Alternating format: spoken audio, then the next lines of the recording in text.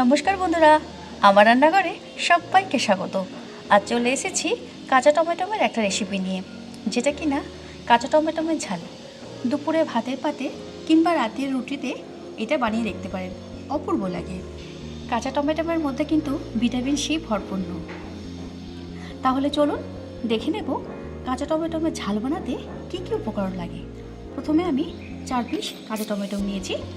এটাকে ভালো করে প্রথমে মিহি করে কেটে নেব, বাকিটা আমি করতে করতে দেখিয়ে দেব। টমেটোকে আমি এইভাবে কেটে নিয়েছি পাতলা করে কেটে রাখা আলু, আর নিয়েছি একটা বড় সাইজের টমেটো, পাকা টমেটো, 2টো কাঁচা লঙ্কা, আর লাগছে কিছুটা ধনিয়া পাতা। এবার আমি কড়াইতে দিয়ে দেবো সরষের তেল। তেল গরম হয়ে গেছে, আলু আমি এবারে ভেজে নেব।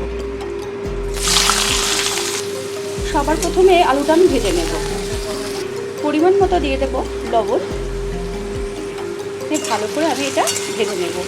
আলুটা আমার প্রথমে ভাজার এইটাই কারণ, টমেটো তো একটু টক, তো সেই জন্য টমেটোটা আমি যদি এখন প্রথমে দিতাম তাহলে কিন্তু আলুটা ভাজা ওঠে না।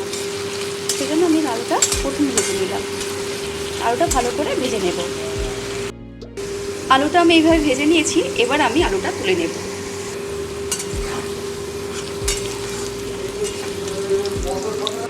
এইভাবে মিহি করে কুচিয়ে নেওয়া পেঁয়াজ এবার আমি দিয়ে দেব। এই রান্নাতে পেঁয়াজটা একটু বেশি লাগবে। যতটা পরিমাণ টমেটো ততটা পরিমাণ পেঁয়াজ নিয়েছি। কড়াই গরম হয়ে গেছে, দিয়ে দেব সামান্য কালো জিরে, দিয়ে দেব 2টো চেরা কাঁচা লঙ্কা আর একটা শুকনো লঙ্কা। এবারে মিহি করে কুচিয়ে নেওয়া পেঁয়াজ আমি এর মধ্যে এখন দিয়ে দেব।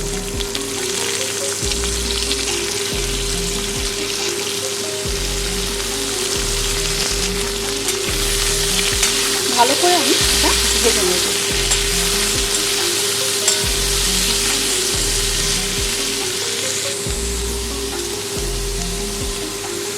এবারে দিয়ে দেবো 1 চামচ রসুন বাটা, আর দিয়ে দেবো 1 চামচ আদা বাটা।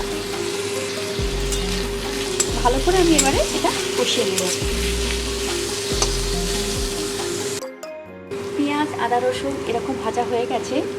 এর থেকে যে কাঁচা গন্ধটা ছিল সেটাও চলে গেছে। এবার দিয়ে দেবো আগে থেকে কেটে রাখা কাঁচা টমেটো।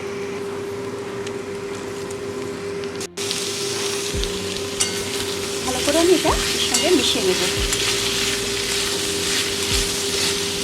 এবারে দিয়ে দেবো লবণ, হলুদ, দিয়ে দেবো পরিমাণ মতো লবণ, দিয়ে দেবো হলুদ গুঁড়ো। ভালো করে এটা আমি ভেজে নেব।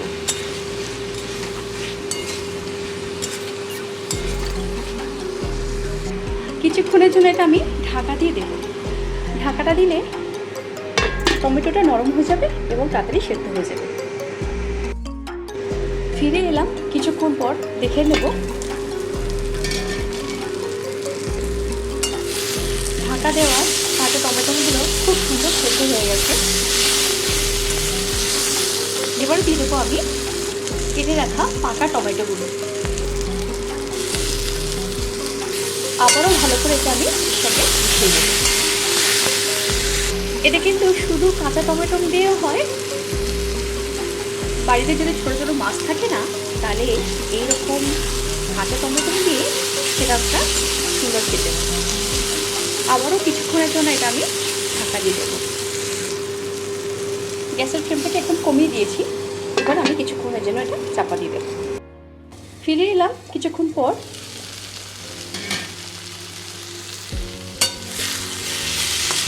এবারে দেবো ভেজে রাখা আলু। ভেজে রাখা আলুগুলো আমি এর মধ্যে এবারে দিয়ে দেবো।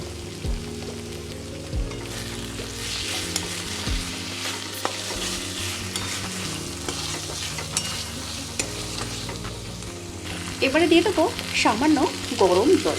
ব্যাস,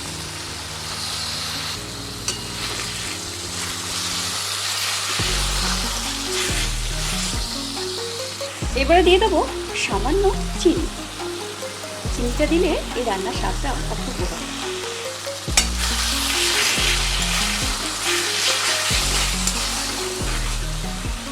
এই রান্নাটি রুটি ভাতের সঙ্গে অপূর্ব লাগে। একবার অন্তত এইরকমভাবে বানিয়ে দেখবেন।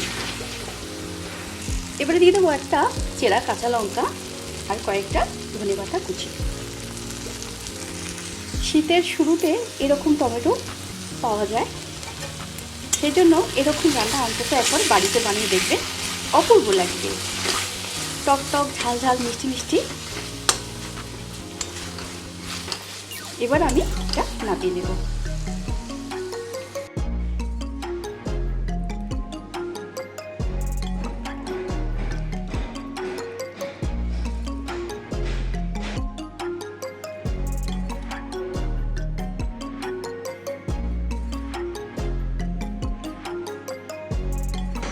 তাহলে দেখলেন তো কত সহজে বানানো হয়ে গেল আমার আজকের কাঁচা টমেটোমের ঝাল। আপনারা এইভাবে বানিয়ে দেখবেন, গরম গরম ভাতের সঙ্গে রুটির সঙ্গে পরিবেশন করুন। ভালো খান, সুস্থ থাকুন। ততক্ষণের জন্য ধন্যবাদ, নমস্কার, টাটা। দেখা হচ্ছে পরের কোনো ভিডিওতে। ধন্যবাদ।